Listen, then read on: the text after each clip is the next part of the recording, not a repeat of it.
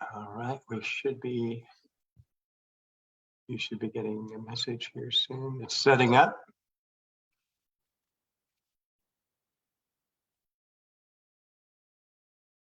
We are live. You have the floor.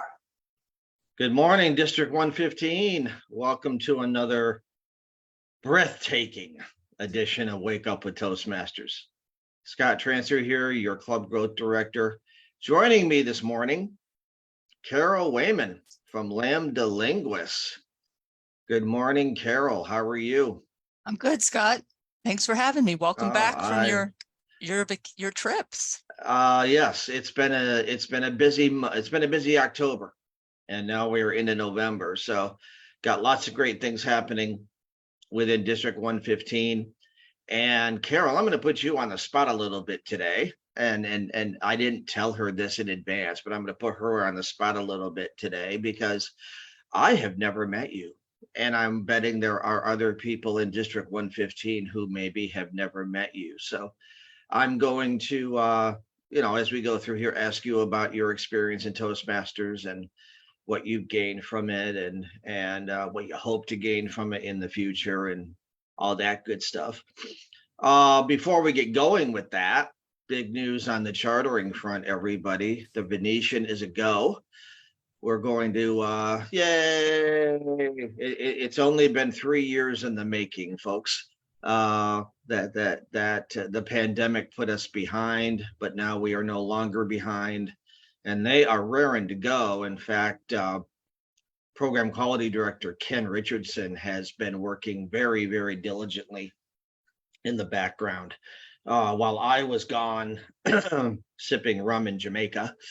Not that much, but a little bit, And he's been just doing yeoman's work in the background, helping with the logistics and talking to them about dues and looks like they've got meeting dates scheduled and it's a go. It's just a go. And we're hoping for 40 members for the chartering. We don't know how many there's going to be, but the last demo meeting, or as Phyllis Tribby would prefer me to call it, the startup meeting, I guess they had upwards of about 20 members there, or 20 prospective members there, I should say. So a lot of enthusiasm, and we're hoping that this actually leapfrogs into other clubs at other hotels on the Strip. Credit One Bank, we're meeting with them in January, and thanks to Warren Stender, by the way, give a shout out to Warren about that. He was the impetus behind getting that demo meeting or the initial meeting with the Credit One staff, the management staff going. So shout out to Warren. Hopefully that club will get chartered before the end of our year. And we got other ones brewing. So it's looking really, really good in terms of chartering. We're not done yet. We're not done. We still got, as Jesse Oakley III is famous for saying, it ain't June 30th yet. Yeah, we got a long way until June 30th. So we got a lot of time here to get new clubs on the board and help the existing clubs that might be struggling with membership to get back up to at least that magic number of 8. So, Carol, I haven't met you yet. So I'm going to put you on the spot here. This is going to be like an extended table of topics if you are so inclined. But tell everybody more about you, what brought you to Toastmasters and stuff like that. Well, thanks, Scott, and welcome back from your honeymoon, and congratulations on your wedding and the new clubs. That just sounds wonderful. Well, I'm Carol Wayman. I live in Washington, D.C. I work for Senator Catherine Cortez Masto, but I'm here on my own behalf, don't represent the senator, and I'm the president of U.S. Senate Toastmasters, which is a 50-year-old club. It was chartered in 1972. Even we had women members even before women could join Toastmasters. So that's a very strong club with Senate staff and House staff and folks in the community.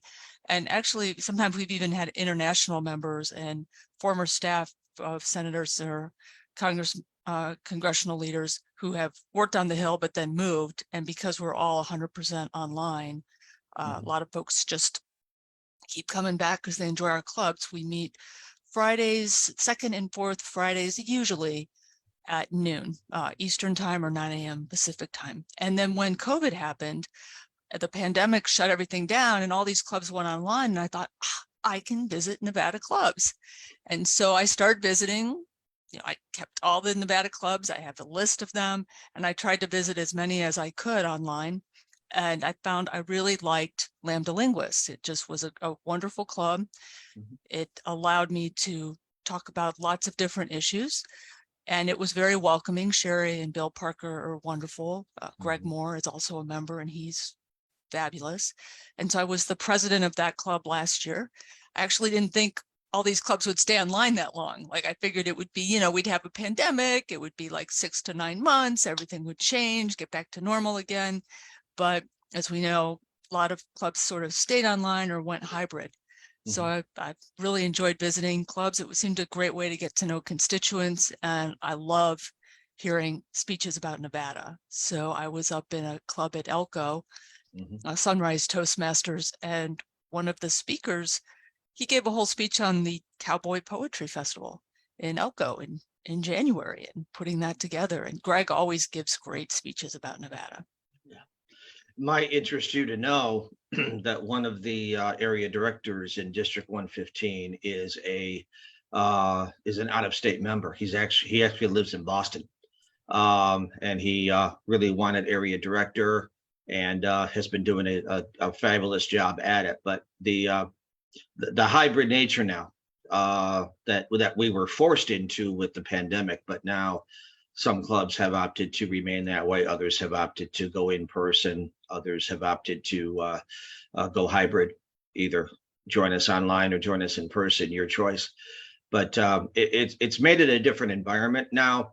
Did you join on your own, or were you encouraged to? I joined on my own about 15 years ago. I had taken a job as an advocate, so I was going up to Capitol Hill a lot to work on my issue areas, which is affordable housing and community economic development. And it was getting difficult to just talk for like 10 minutes. You'd have to just go in and explain your positions and make the ask. And if you've never been to Capitol Hill, it can be very chaotic, especially on the House side. So you set up a meeting and there's nowhere really to meet. So you go and you say, hi, I'm here to meet with such and such. I'm here to meet with Scott. And Scott would say, okay, great, let's go stand in the hallway. And so you have to stand in the hallway and make your pitch. And it's all these people. And I thought, I need some practice of how to better communicate. And then I stayed because I realized that Toastmasters didn't just help me with my communication skills, but Toastmasters also really helped me build a community and learn more about other people and connect with folks, all different types of people. One thing I love about clubs, especially clubs in DC, is we have a lot of international members and an international community. And I just love learning things about different clubs, different parts of people's lives, different cultures, different customs through Toastmasters.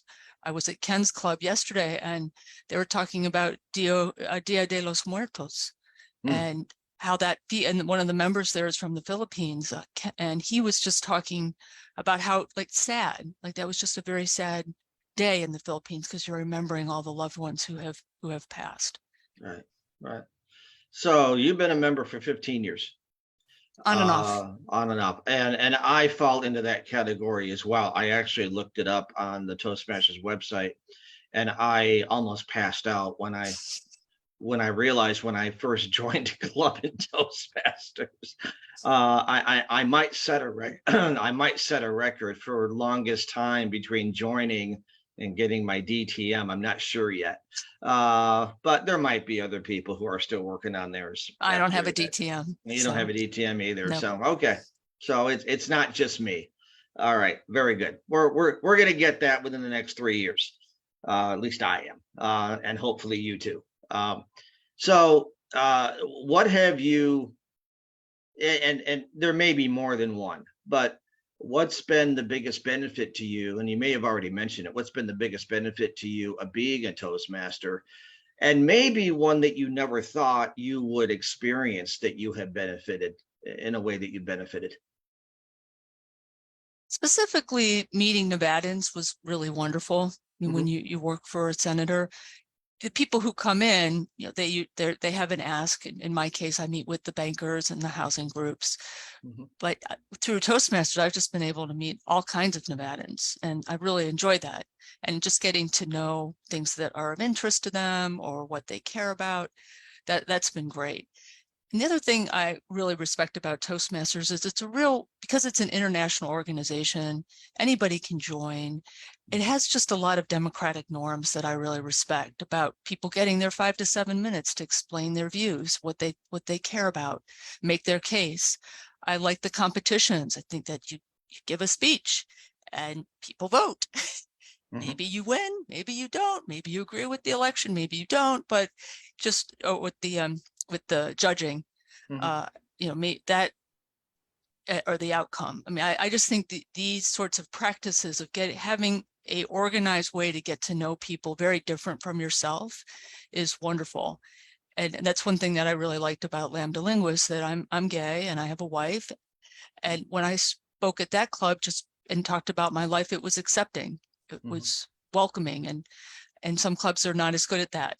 And so that's one thing I really liked about Lambda and other clubs that are just very supportive of hearing folks who are a little bit different or coming from a different viewpoint. Right. I remember at the International Convention in Nashville over the summer that the board of directors made a point, and it was actually a resolution that was passed that that made sure that it was very clear that Toastmasters was an inclusive organization, that we welcomed everybody regardless of whatever, and that we were all here for the same reason, which was to increase our communication and leadership ability. And the job that you have, Carol, is one where communication and leadership that's what you do, working for a senator. So it would seem to fall very much in line. It's a wonderful coupling between your job and what we strive to do within Toastmasters. So it doesn't surprise me at all that you not only feel comfortable here, but that you're excelling and such. Now, have you gotten through pathways? Have you gotten all the way through one, or not yet? Maybe. Okay. Yeah, I've done dynamic leadership. I've finished that one, and persuasive influence, and I'm level 4, working on level 4 for presentation mastery. What about you? Which ones have you done? I am on dynamic leadership, and I'm enjoying the heck out of it. I gave my second first icebreaker earlier this year. Well, what happened was, and I know that there are other members in our district who probably have experienced this. When I rejoined after moving out here from upstate New York, I'm an East Coaster as well, by upbringing. And then I decided I didn't like snow or winter anymore, so I wound up in Nevada, Southern Nevada, that is. Elko gets cold, I've been told. They actually have the seasons up there. But in any event, I came out here to Nevada, and I realized that I wasn't in a Toastmasters club, and had done a lot in upstate New York, the Albany area, Binghamton as well, with Toastmasters years ago. And I was looking around and finally found one, and I get into pathways, and the first project is an icebreaker, and I'm like, I already gave an icebreaker. What's this all about? And I talked to the club, and they said, yeah, you know legacy. That's what we now call legacy, which is the old paper manuals. Yeah, I had those. Yep. Yeah. I'm advanced communicator bronze and competent communicator. As am I. Yeah. We share the same titles. And I was pleasantly surprised about giving another icebreaker, but I did it, and it went very well, and such. So yeah, it's different, and I think I still have my old paper manuals in the closet here someplace. I'm sure I didn't throw those away. I really like Pathways, and they have some really interesting projects. Yeah. One thing that I loved is the dealing with a difficult audience project, where you give a 5 to 7 minute speech and 4 Toastmasters interrupt you at various points with different ways of being interrupted. And it is just such a fun meeting. It's fun for and it's stressful, but it also helps you as a presenter handle that. And one of the things, you can't just watch a video or read a book and think you're going to be a great communicator or a good speaker. You've got to really practice it, and it's a perishable skill. So if you're not using it frequently, you get rusty. And that's what I love about that difficult audience. And now, especially when we're all online, one of the things that my club offers, we video our speeches, we video our meetings, we put them up on our YouTube page. If people are okay with that, if you don't want your speech up, we won't. But folks, especially on Capitol Hill, people change jobs a lot. Yeah. And you want to have, when people are saying, well, how is this person's speaking ability when you're being recruited or someone's checking your references? And it's so great to say, well, here, you can see me moderating this meeting. Here's a link to me giving a speech on Zoom. You can show off your skills. And it's just a real amazing thing that we provide. And then also we have some elderly members, and they love giving speeches about their lives that they can later share with their grandkids. Like that's their, they can tell these stories of how I met my wife, 70 years ago or 50 years ago. And that story now is live online, and any family member could watch it. They can put it on their Facebook page, and they're creating a legacy. Have you had a chance, Carol, to participate in any contests? Oh yeah. Okay. Quite a lot. What about you? I have. And back on these. You want the results? Okay, yeah. I got you. All right. Yeah, back on the East Coast in Albany, I was second at division. Ooh. Just missed out on competing at district. International speech? Or? Indeed. And that was let me also backtrack. What happened in my life was back in 2014, I found myself getting contacted over LinkedIn by a recruiter for a seminar company who had seen Toastmasters on my profile on LinkedIn. And this person reached out to me, and I'm a tax guy by trade. I have a master's in accounting. And this person reached out about me doing seminars for this company on really geeky business stuff, sales tax and all kinds of wonderful pyrotechnic Anthony Robbins style, shows. I'm obviously kidding around here. It was normally 20 people in a hotel meeting room, most of them having been told to be there because the company was paying for it. But she reached out to me, this person did, and said, would you mind putting together a 20-minute reel of you giving a presentation? So I went to my home club in Albany, Capital Toastmasters. Yay. They may or may not ever see this, but shout out to Capital Toastmasters. And woohoo. Yay. And I said to the president of the club at the time, her name is Shana, I said, I got this opportunity. Do you mind if I do a 20-minute presentation and have one of the other members record it on Kindle? And she was like, oh my gosh, this is so exciting. And absolutely, we'd love to help you out with this. So the gentleman's name is Fred Moody. He might still be a member of Toastmasters, I'm not sure, but he did the honors with Kindle. And I sent it in, and 3 weeks later, I'm flying to Kansas City for orientation. And I spent 7 years of my life, not only with that company, but with another one, teaching and doing seminars. So unfortunately, none of them were evaluated because, I don't know who was a Toastmaster, who wasn't. That wasn't my primary focus when I was there. But it was a lot of fun for 7 years. Then the virus hit. that entire industry ground to a screeching halt. And I now work full time from home, much to the chagrin of my spouse.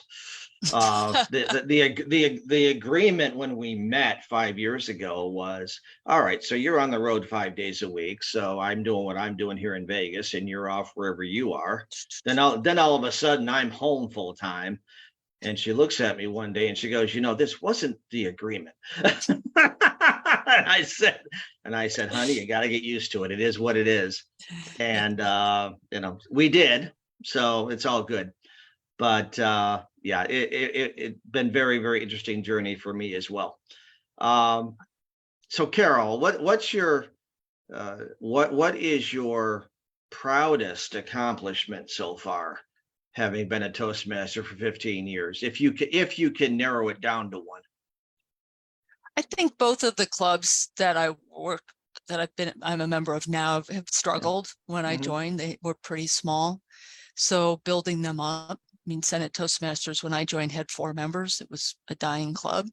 Yeah. And now we were select distinguished last year, president distinguished the year before. We have 21 members.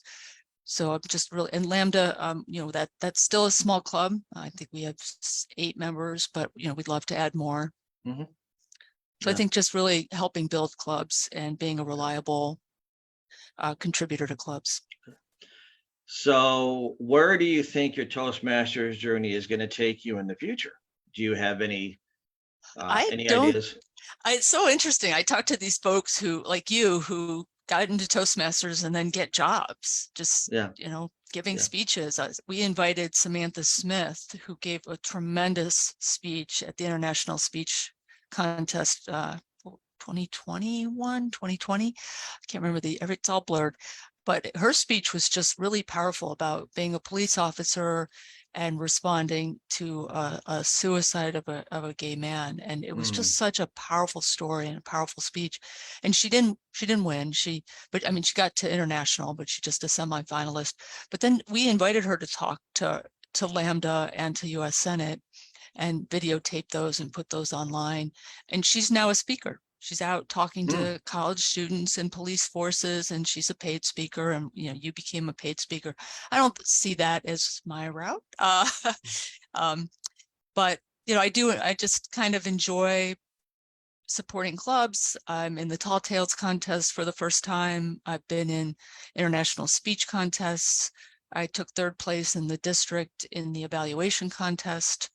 That was a funny one. That was my first 6 months being a Toastmaster.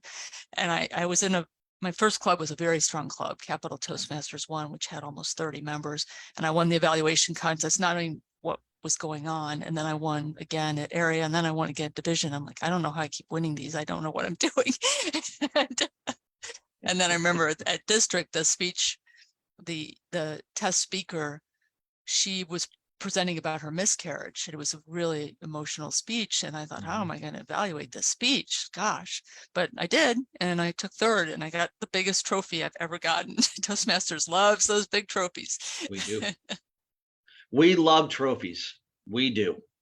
But it's important, because not only will only a very small minority of people ever join Toastmasters, unfortunately. We would love it to be different, but it's just the way it is. People think they can learn public speaking by watching YouTube, which you can't. You can't do that any more than you can learn how to drive watching YouTube. You need to be behind the wheel of a car with somebody showing you the ropes. But an even smaller subset will ever join a contest, and that's also something that we'd like to see differently. But it is what it is. It builds your skills. I know a lot of folks want mentoring. They want to grow their skills. And Toastmasters, I always tell folks, it's the best bang for your buck. So it's got it's a menu of 11 different paths, lots of different projects, videos. For $100 a year, you get mentors, you get training, you get a place to practice, you get a place to fail, you get a place to make mistakes and grow and do that in a safe space. And then build those skills out into your life. Go ahead, Scott. No, I remember and I know we're getting to the bottom of the hour here, but I remember at Capital Toastmasters years ago, there was a person who was giving their icebreaker, and they had a problem with stuttering, and that was their reason for joining our wonderful organization. And it took them forever to agree to give their icebreaker. And after a while, we just said, get up there and do it. Just give your icebreaker and just do it. And they were shaking. They stuttered, as one might expect, but they got through it. And it was a wonderful story they told. And I will never forget this. At the end, once they realized that their time was up, their 3 to 5 was up, they had done it, they broke out in tears. And we just let them have that moment, and told them to breathe and things of that nature. And the evaluation, of course, was spot on. It was great points made by the evaluator. After the meeting, this person they wanted to say something before the meeting was over, and they said, "Can I just say something before we end?" And we said, "Sure, go ahead." And the person said, "I would not have done this without your organization. I would never have gotten up in front of a group of people and given a speech, because I have been self-conscious about stuttering my entire life." And lo and behold, they got through Competent Communicator, and they became an advocate for others who stutter, and part of their advocacy is promoting Toastmasters to them. So it's we don't know the impact we have. We probably never will in terms of certain people, but what we do is important for the member, and that has been our goal as the trio, is improving the member experience. Metrics are great, but the member experience is really where it's at. So before we end for the day, Carol, and I think you and I are together for a couple of weeks here, if I'm not mistaken, or maybe this is the only time. I'm not sure yet. This is it. This is it. This is it. This is it. All For right. now, yeah. All right. Well, great. Any parting words you have? What would you tell somebody who was unfamiliar with Toastmasters about why they should become part of us? Well, let me just build on your story about the person who had a stutter, because from the other experience of the people listening to someone with a stutter, when I first joined my first club, Capital Toastmasters 1, we had a brilliant member, and he had a really fierce stutter. Yeah. And I learned so much compassion and patience listening to him give speeches. I learned to just shut up, let him speak, and just be patient. And that was a wonderful skill. And I think with Toastmasters, not only do you learn speaking, but you learn to listen to other people and hear them really deeply. And so I think it expands your horizon. So that's why I've been a part of Toastmasters for 15 years, and I've loved visiting Nevada clubs. Well, we love having you here. So you're welcome anytime. Anyways, thanks for joining me and us today. Couple of announcements, everybody. We are coming up on, believe it or not, we're coming up on the end of the calendar year, which also means the contest season is coming up. So we'll have training for the division and area directors regarding contests later this month. And also keep an eye out for Educational Enrichment Night. Those announcements come from Ken typically, or Gene Williams. And it's a great Saturday evening kind of get together, informal, and we just have fun. And we also have some sessions and learn how to go through pathways and all that great stuff. So Carol, been a joy. Great meeting you. I wish you all the best in your Toastmasters journey, and peace out. Have a great day, District 115. We'll talk to you next week, same time, same channel. Thanks again, Carol. Have a great day. Thank you, Scott. Take care, everybody. Bye-bye now. Okay, I am back. So, okay. That's fun. Thanks, Ken. Oh, okay. Let me get us off here. I just realized we're not off.